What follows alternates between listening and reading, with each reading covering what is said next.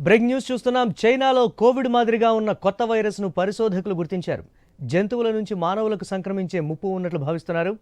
గబ్బిలాల్లో గుర్తించిన ఈ కొత్త వైరస్ను HKU5CoV2గా పేర్కొన్నారు. ఇది కోవిడ్-19కి కారణమైన SARS-CoV-2ను పోలి ఉన్నట్లు పరిశోధనలో గుర్తించినట్లు హాంకాంగ్కు చెందిన సౌత్ చైనా మార్నింగ్ పోస్ట్ పత్రిక తన కథనంలో పేర్కొంది.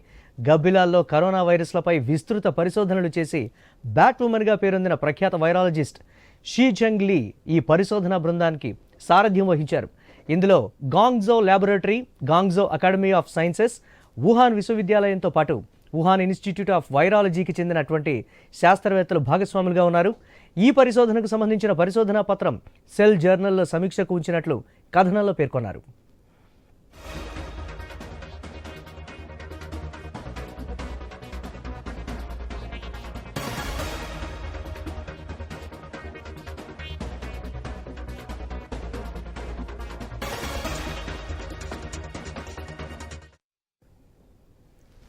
ఈ వైరస్ మెర్బుకోవ్ వైరస్తో పాటు ప్రాణాంతక మెర్స్కోవ్ ఉపరకానికి చెందినదిగా పరిశోధకులు గుర్తించారు.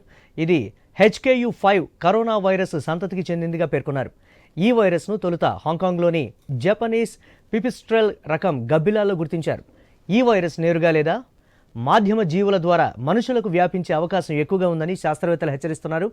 ఈ వైరస్ సామర్థ్యం కోవిడ్-19తో పోలిస్తే తక్కువేనని శాస్త్రవేత్తలు చెబుతున్నారు.